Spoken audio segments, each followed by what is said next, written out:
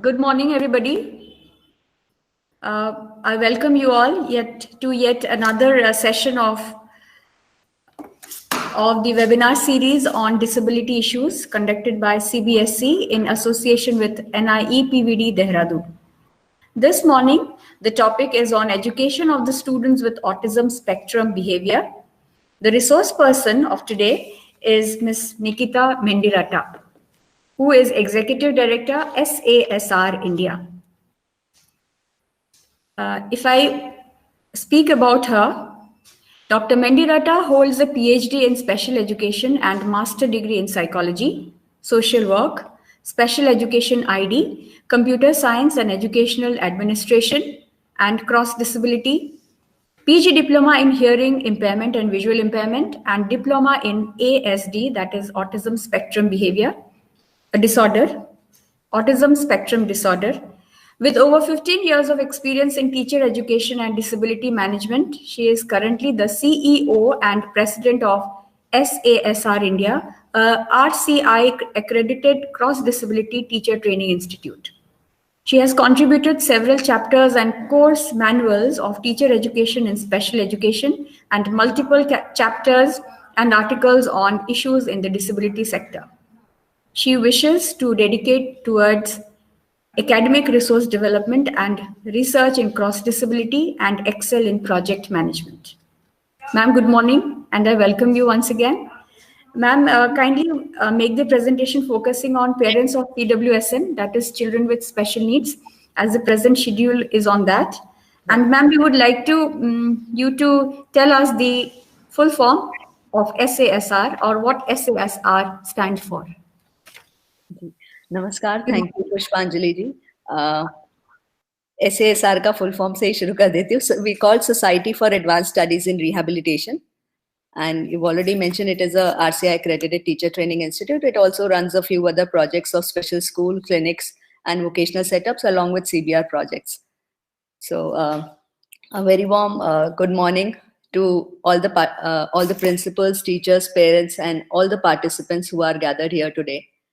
At the onset, allow me to please thank Dr. Sandeep Jain, JS Trainings CBSE, Dr. Biswajit Saha, Director Trainings and Skill Education CBSE, Dr. Himanshu Das, Director NIEPVD, and Dr. Sunil Kumar Shivpurkar ji from NIEPVD for providing me this opportunity. Ma'am, please unmute yourself. Okay. I'm really sorry. Assumed I was unmuted. So, as I was introducing SASR, it is Society for Advanced Studies in Rehabilitation, which is a RCI accredited teacher training institute. That was audible, ma'am. That was audible. So, I may have missed out thanking Dr. Sandeep Jain, JS Trainings, CBSE, and Dr. Biswajit Saha, Director Trainings and Skill Education of CBSE, Dr. Himanshu Das, Director NIEPVD, and Shri Sunil Kumar Shivpurkar ji, Assistant Professor at NIEPVD, for providing me this opportunity. Allow me to immediately now get into the presentation. Yes, ma'am. Please go ahead. Yes ma'am.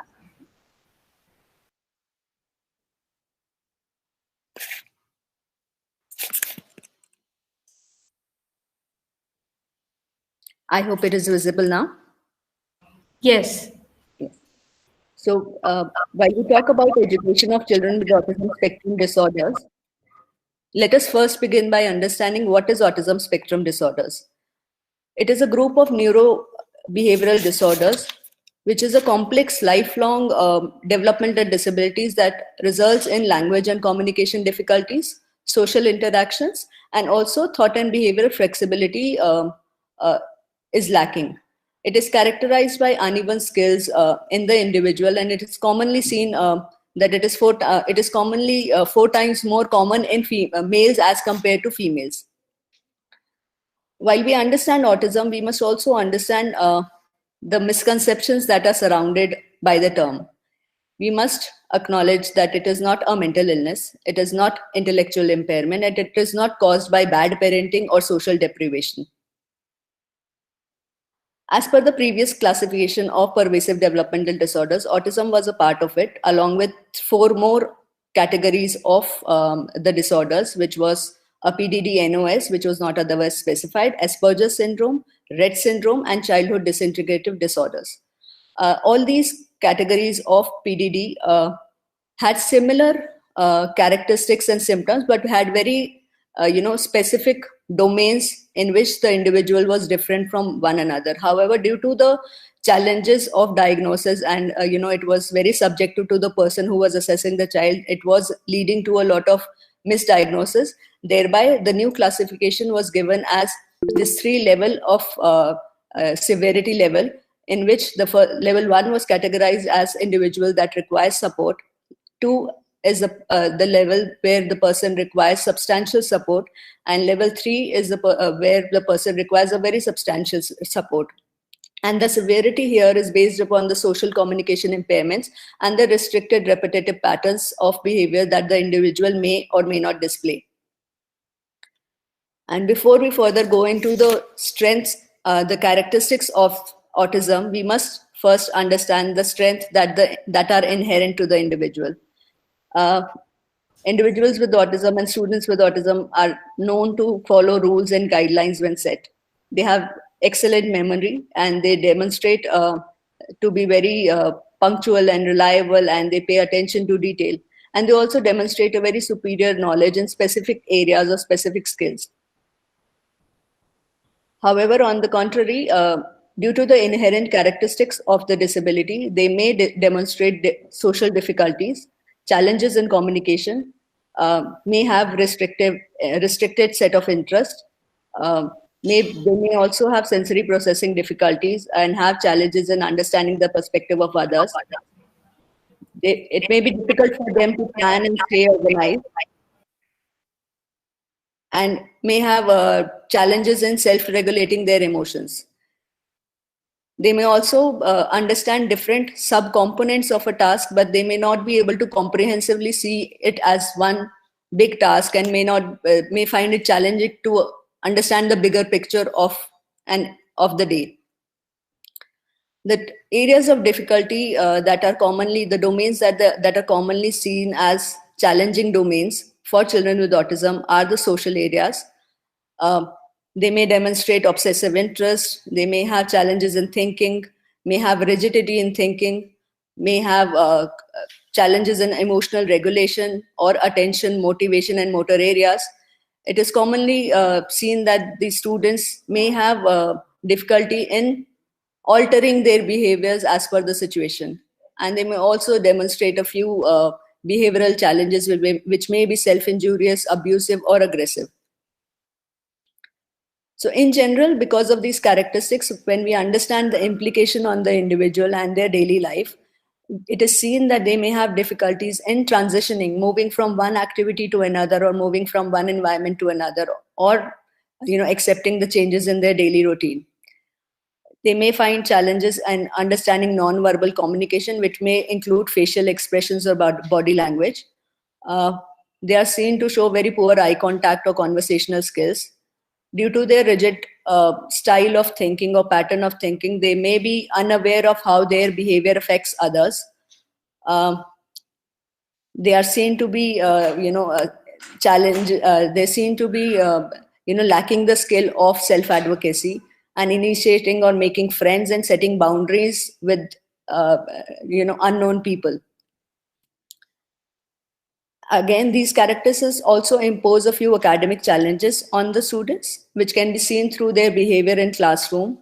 When we see their pattern of self-directed learning, when we see their conduct in group work, and the challenges that they face in note-taking or writing, or motivation and initiation of any activity.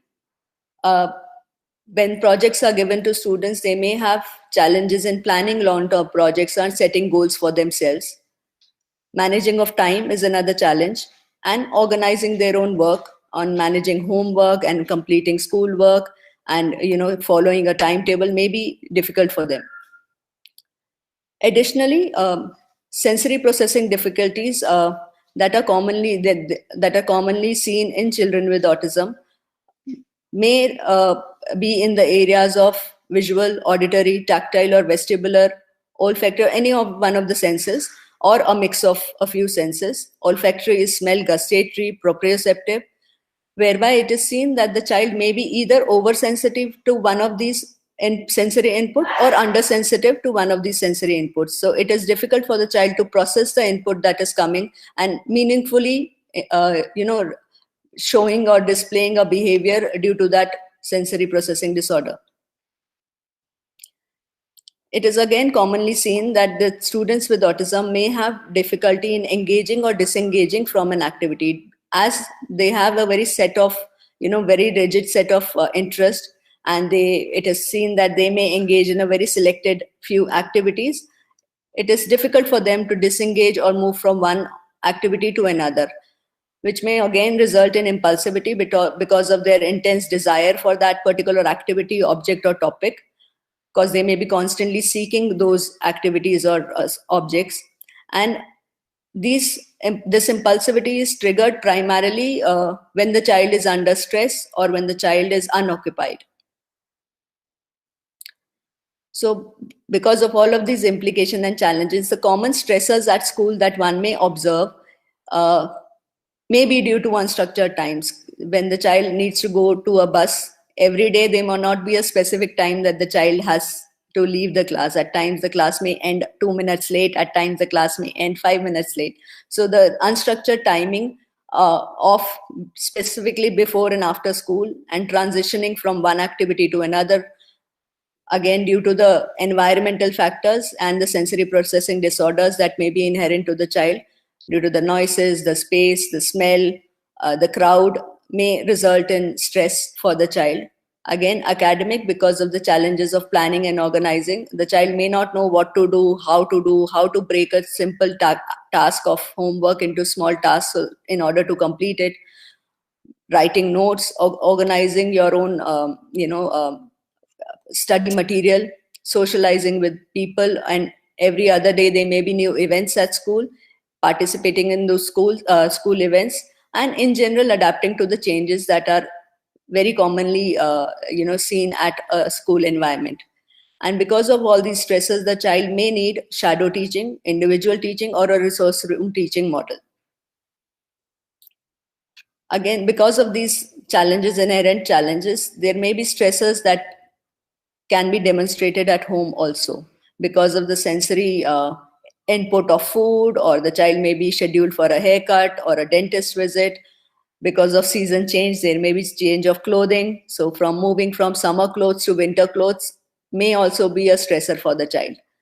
Completing routines, getting ready for school every day, or doing homework, or the parents demanding the child to participate or contribute in domestic chores, participate in family activities, be it a birthday or a wedding, or in general agenda of the family plan. So engaging in those may cause stress to the child. When we talk about education, curriculum is one area that primarily needs the focus. We must, while training and educating children with autism, we must consider including activities of daily living as part of their curriculum, because they may need to be specifically trained on those skills as well, because they may not transfer the learning by observing simply the parents or their siblings. We must also consider functional curriculum for the child. The child may engage in a regular curriculum as it is, or the child may also engage in a regular curriculum that has adaptation at class level, subject level, unit level, or a lesson or evaluation level, or a mix of all the adaptations. At times, when the child is not able to cope with regular curriculum, or regular curriculum with adaptations, or even functional curriculum, we may consider strength-specific curriculum for the child, and also constantly seek and evolve facilities for evaluation of the child, because the child may not be able to, there may be a chance the child may not be able to write the answer in a traditional way when the child is expected to appear in exam. So considering options like giving the child an altered kind of a question paper, where the child does not have a 5-marker or a 10-marker question, but instead has 21-marker questions, or maybe the child is attempting the question paper on a digital gadget, or maybe the child is only attempting a viva. Again, we may also consider the universal design of learning while educating the child, which offers multiple modes of presentation, multiple modes of engagement, and multiple modes of expression to the child. So that's another area that we must consider. To facilitate the child, it is highly essential that we provide environmental supports to students with autism. We need to make the environment very predictable for the child and provide consistency, because the child may be reluctant to changes and may not be able to cope up with the changes and sudden change of plans and timetable. It is essential that we provide consistency to the child, and just in case if the change is unavoidable, we must, as teachers and in classroom in charges, we must alter the expectation from the child. We must constantly work on providing positive behavior management through differential reinforcement and social stories, because these two techniques are known to work very efficiently with students with autism. Parallelly, we must also work on reducing the stressors for the child. That can include decreasing the disliked activities of the student or difficult activities. We can simplify the work for the child. If we see that the written assignments are causing a lot of stress to the student, we can reduce the number of assignments that we're giving, or provide an alternate set of assignment, which can be an activity based, which can be technology based. And we can also assist the child in, because the child may, due to the inherent characteristics of the disability, would have a difficulty in organizing, planning, or sequencing of tasks. So we can provide assistance in those domains. It is essential that we operate on their time, because they may take their own time to adapt to a change or accept the change. And that's why it is essential that we don't rush into activities, or we don't rush into the curriculum, and parallelly do not introduce so many new concepts to the child. It is ideal that when the child is comfortable, and we must give time and space to the student and avoid rushing. We must also balance our agenda, because while we're planning the curriculum, while we're planning the activities for the student, we must initially assess on what demands are we putting and what expectation are we putting on the child. And while planning, we must also ensure that during the timetable, we're balancing the low stress and high pleasure activities. We are providing the child stress-free time, because constantly giving a high intensive work and high intensive activity to the student may cause a lot of stress to the student. So it is essential that we give them a break or a stress-free time. Allow the child to know about the upcoming demands, or the next activity that the child is going to be engaged in. So it is essential that we are constantly updating the child, and what are the demands. And also, as a teacher, we must assess, once the child achieve this level of functioning, what is the next level of functioning that I want to target for the child. We must remove any non-essential task that may be present in the timetable. And we also, in order to facilitate the opportunities and the high interest activities, along with facilitating the strengths of the child, it is essential that we allow the child to engage with preferred peers, adults, or activities, and also provide opportunities for individual work. This is one of the ideas where we can assist the child in managing time and anxiety. It's a visual schedule where the child is given a visual or a written, if the child is able to read, on what the child is expected to first do, and then what the next component that the child needs to proceed at. And while educating, we must also consider how we interact with the students. It is essential that we set the tone and the language that we're using to interact with the child.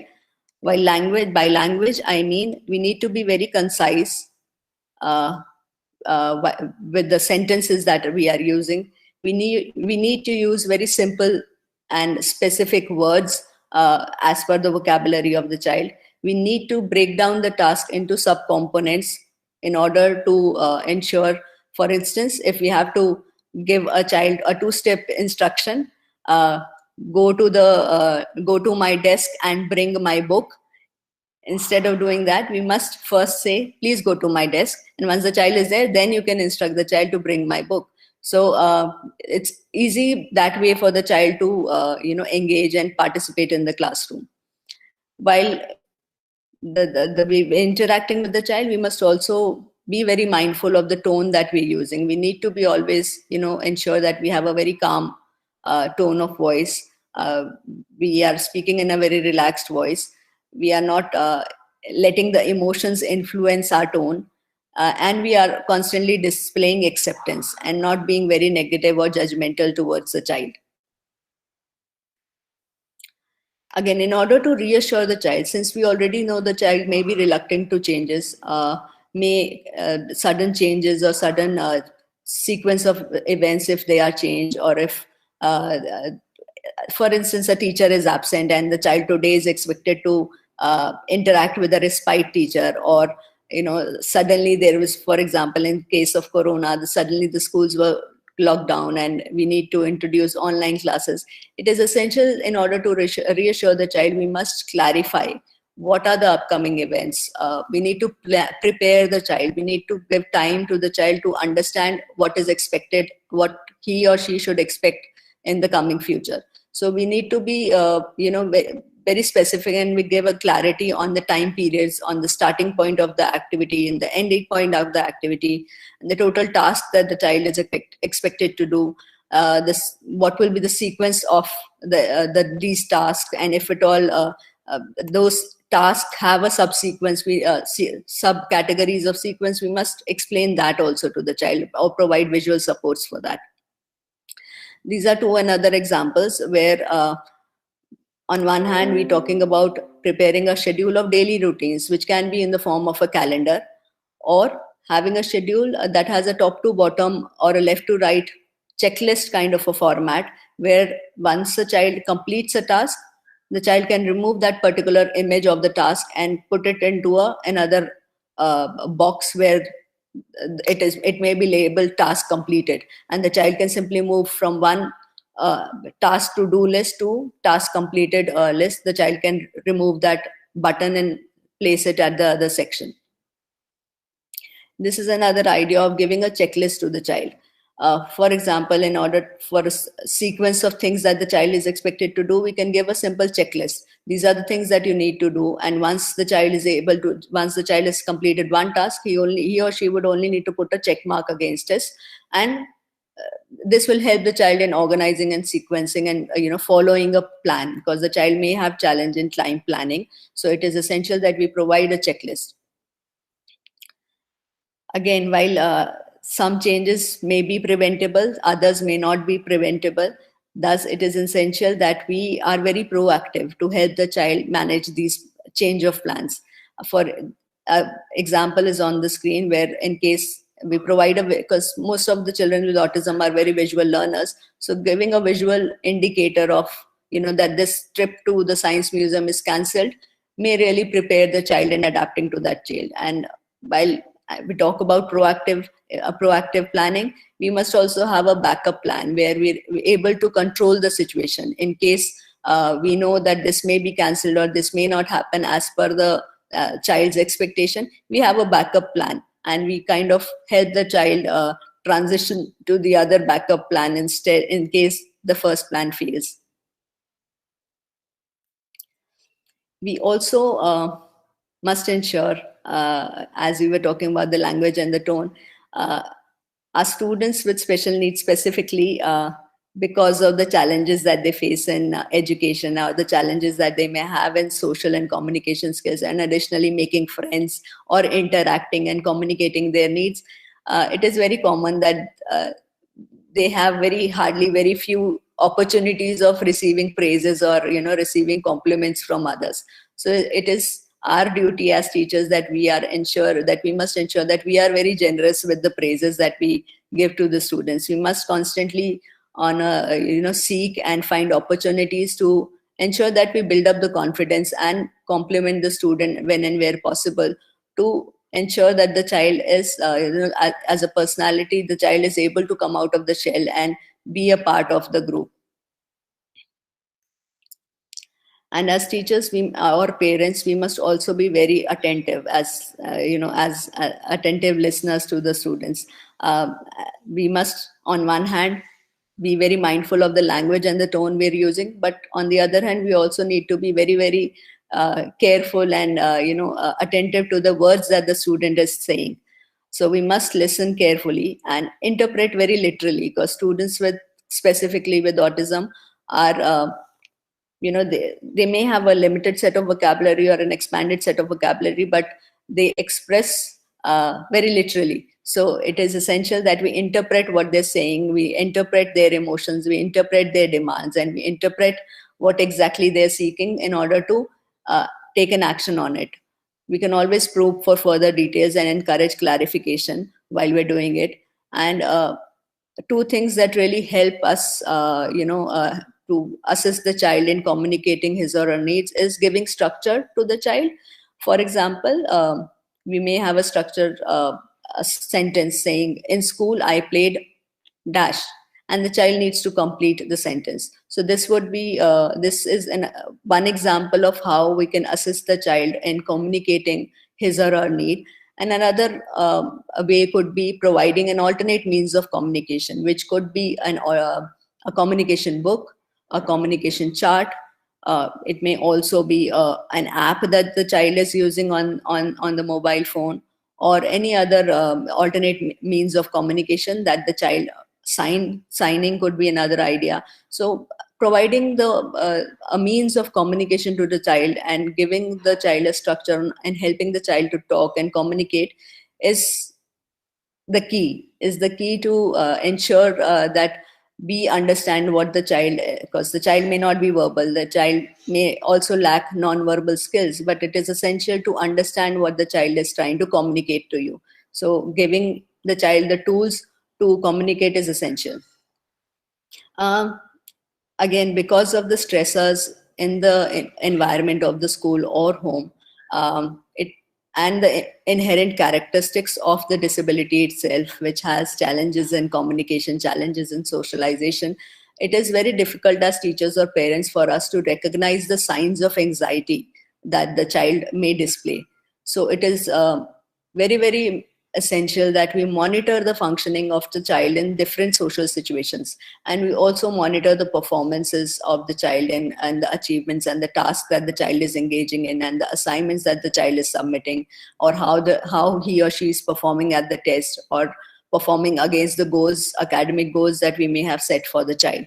So as that monitoring will help us identify the signs of anxiety and also identify the challenges or particular stressors that are causing those anxiety.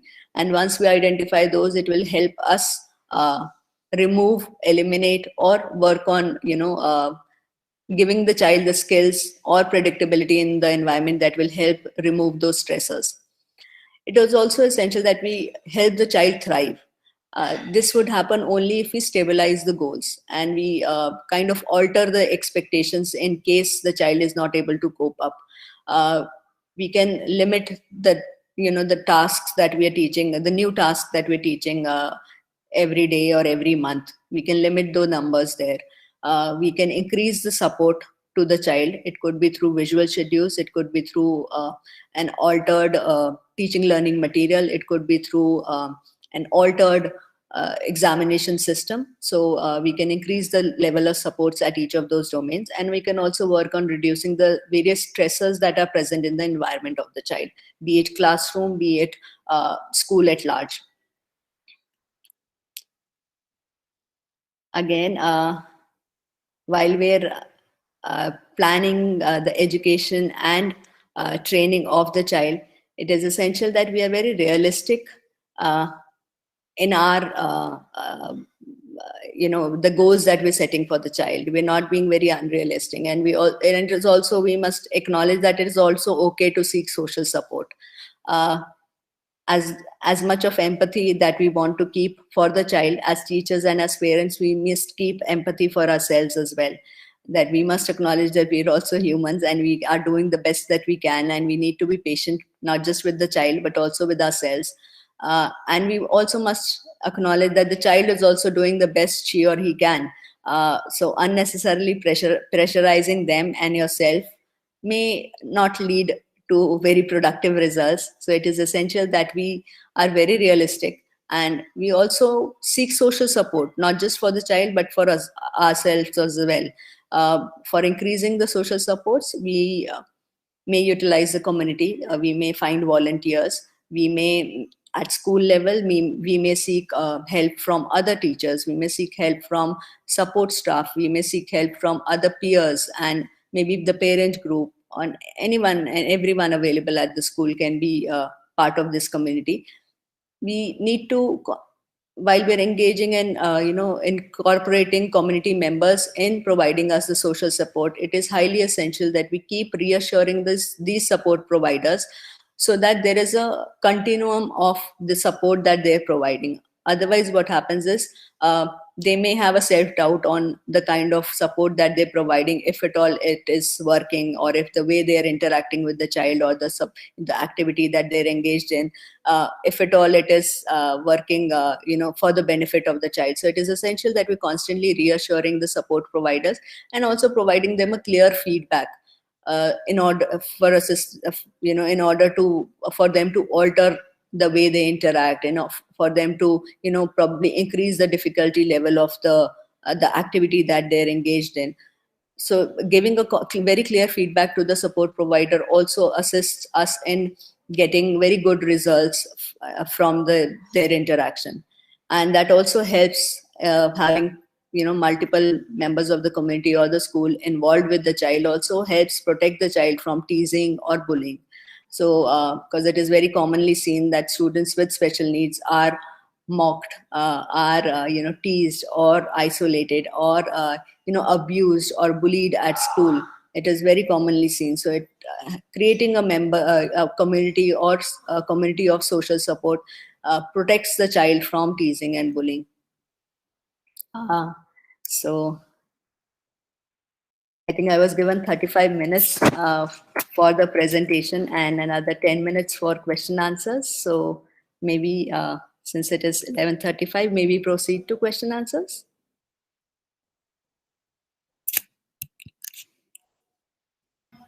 Thank you, ma'am. Thank you so much. Thank you. Yes, ma'am. We have gone through your presentations. Ma'am, one thing that arises in the minds of parents when we talk of inclusion, is it possible, how is it possible to include students with autism spectrum disorder in general schools? Or if yes, then from what age and all that? It is most definitely possible to include students with autism, and it is their inherent right as well. So it is mandatory that we ensure that we include them, and we can start as early as play school. We can start as early as preschool, because that would set the base for the child to be prepare them for the mainstream school, and also it helps us generate the peer group. That is more sensitive to the needs of the child, that is more aware of the challenges that the child is facing. So inclusion of students with uh, autism is definitely the most easiest, primarily in the academic domain, because intellectually they may be functioning at par with their peers, or in certain instances much ahead of their peers. Academically they may intellectually be much ahead in for certain subjects. So however, the only challenge that they, or the students or the peers or the teachers may face, is because of the challenges, the inherent characteristics of autism in the area of socialization and communication. So as long as right from the very start and early age, we are giving an intervention to the student, on or building the skills of communication and language, or providing alternate means of communication to the student, it makes the process of inclusion much more easy. Similarly, when we talk about rigidity, or a lack of flexibility, or reluctance to change, that's another area that may sound very opposing to the needs of the success of inclusion for the child. but providing them visual supports, providing them a structure. There are many techniques and many strategies that can be employed, that can help the child transition and be more accepting to those change. And the earlier we start, the better. So in terms of inclusion of students with autism into a mainstream school or into a mainstream higher education college, it's a very doable task, and there are many examples in and around, not just abroad. So there may be many, but in and around Delhi, NCR, or across the country, there are many examples where the students are excelling and doing much better in a mainstream school, and we must acknowledge it as their right as well. Okay, ma'am. And one more question that arises in the minds of educators, or maybe in the minds of parents also, is that how do we differentiate between a student with autism spectrum disorder and a student with ID? You know, Ji. So, and what in if both exists in a student, uh, that is a multiple disabled child, no, with both the conditions. right. So primarily the difference lies in when we compare a child with autism with a child with intellectual disability. In intellectual disability, the IQ, or the so-called concept of intelligence, is the parameter for identification. But when we talk about autism alone, we're talking about the intelligence to be as normal or above normal for the individual. So that is the primary difference between autism and intellectual disability. However, again, when we talk about intellectual disabilities, because of that impact on IQ or intelligence, a very stable or a uniform pattern of achievement is seen in different domains. So when we talk about the motor achievement of the child, or when we talk about academic achievement, when we talk about language, or when we talk about play or any other domain, uh, the impact of intellectual impairment is uniformly seen across all domains of the child's development. However, when we talk about autism, the child may have a very uneven pattern of development across different domains. He may be functioning very well in the academic domain, but he may be functioning as per the child's age, but he may be functioning at a very lower level in the social and language domain. So that's another second area of difference that is there in children with autism and intellectual disability.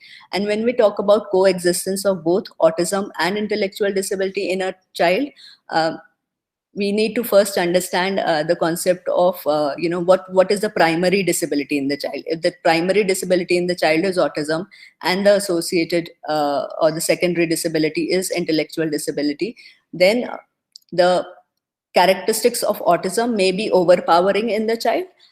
However, along with it, because if the child has intellectual disability, the impact of that disability across the different domains, be it social, be it motor, be it communication, or academic, or adaptive behaviors, that impact will be seen across all domains. So apart from having that inherent characteristics of limited social communication and repetitive behaviors and socialization challenges, this child may also have additional challenges in motor areas, additional challenges in all other domains.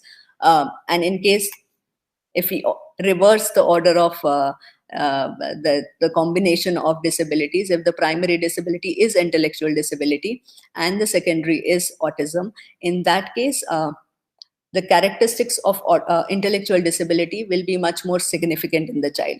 So in case the child is moderately intellectually challenged, then all the domains, the domains that we're talking about, be it motor development, speech development, or any other developmental area, the impact may be significantly seen as a moderately ID on that first, and then due to the inherent characteristics of autism, there may be a significant more impact on socialization and communication domain, and also on domain. The child may also demonstrate characteristics like rigidity, or reluctance to change, or repetitive behaviors. So that may be an additional characteristics to the child. Okay, ma'am. If you could just tell us about some strategies, from the point of view of a teacher, Right. to uh, to take care of the needs of each and every child, when the classroom is inclusive. Right. Whether there's an IP to be followed, or what are the strategies? If you could just share with us a few. Sure, sure. So when we talk about inclusion of any form of special needs, or you may have multiple special needs students in your classroom, it is essential. One, IEP is definitely a program, a plan that we need to devise for the student, because if the child, because of the special need, has a particular educational need as well, it is essential that we make a note of that through that document called IEP, where we note down all the educational implications that because of that special need or disability that the child is facing in the academic area or non-academic area, and thereby also mentioning the kind of supports that we are planning to provide the child. So having an IEP is a definite must for all children with special needs. That may also include not just academic interventions that we're planning to provide, but may also have other associated or complementary services or the therapeutic services that the child may need in addition to the academic supports at school. The child may need a therapeutic intervention of physiotherapy or a occupational therapy or a sensory integration or a speech therapy. So those are things that also must be noted down in the IEP.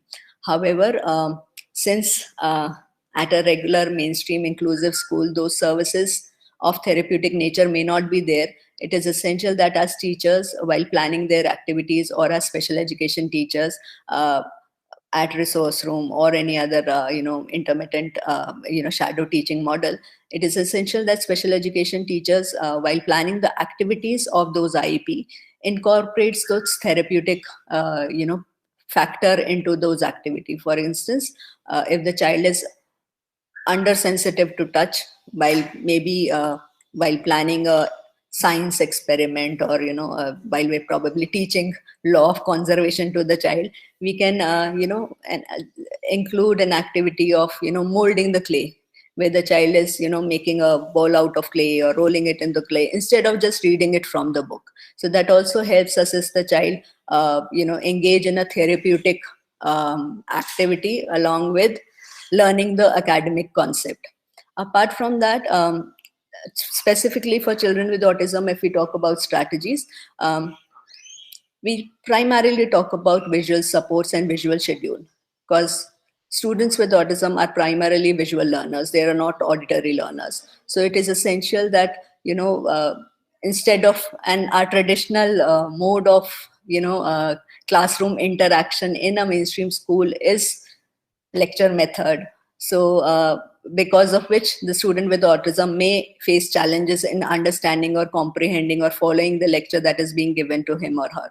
So it is essential that we provide them visual supports within the environment, even while we're helping them make their copies or helping them or giving them assignments. It is essential that instead of giving them a paragraph, we make a visual chart, we make a flow chart, or we give an options, or we use images, so that the child is able to comprehend and is able to independently participate in that activity. Along with visual supports, it is essential, since we know that the child with autism may have difficulty in accepting changes, or may have difficulty in moving from one activity to another, or may have difficulty in planning and organizing things by himself or herself.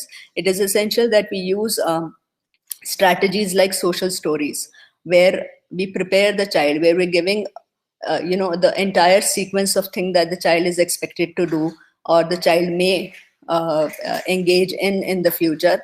That is given as an orientation to the child. This will be the first step of activity, followed by the second step. So that social story kind of orients the child on what to expect. So social stories is another strategy that works really well with students with autism. And also using positive behavioral supports, using differential reinforcement, encouraging the child on any activity that the child is doing. It is essential, instead of pinpointing the things that the child is not able to do, we encourage and reinforce the activities that the child is able to do. And any instance of positive behavior that we see, or the positive engagement in activity that we see in the child, we reinforce that. So that's these are few strategies that really work well for students with autism. And that it's essential that we include all of these strategies as part of our daily interaction with the students, and it will help not just in function independent functioning of the child, but it also will help make our classrooms much more inclusive. Yes, ma'am. Thank you. And the strategies that you told may help the students without any disabilities also in the classroom. Yes, Yes. it But can make then them one more also thing. deeply. Yes. Yes. But can you just highlight on the role of peers in an inclusive classroom who are without any disabilities? Sure. Specifically when it comes to helping the students with autism spectrum disorder or maybe any other kind of disability. Yes, thank you. That's a very essential. Thank you for the very essential question and component. When we talk about inclusive education, it is essential that we mobilize this huge pool of resource that we have at our school, which is the peers of students. So we can have buddy system, we can have peer supports.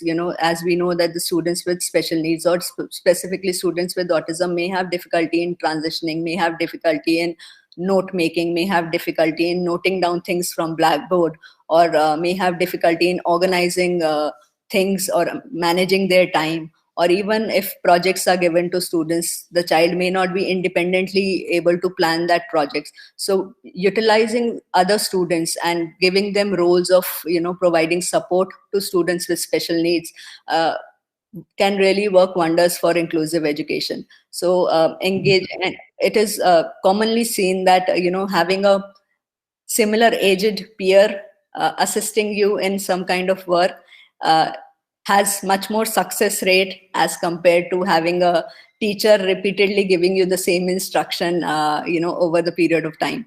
So utilizing the resource of peers is very critical to for the success of inclusion. And we can not just use them for academic achievement of the student, but also utilize it for ensuring, specifically when we're talking about the students with autism lacking in social and communication skills, which kind of leads to their exclusion in the social atmosphere of the school. Having peers, sensitizing peers to their social and communication needs, and the limitations that students with autism have in the socialization domain, training peers and sensitizing them on ensuring that how they can include them in sports, they can include them at canteen time, they can include them at outstation visits or educational excursion, can really be very beneficial for students with autism specifically. Thank you so much, ma'am. Time is running out, but then I have a very important question, which is very intrinsic to the students with the autism spectrum behavior, because as you said, that they are visual learners. So, what kind of compensatory skills that should be given to them when we speak from the parents' point of view and also from the teacher's point of view? So, when we talk about compensatory skills, primarily we talk about giving them means of communication.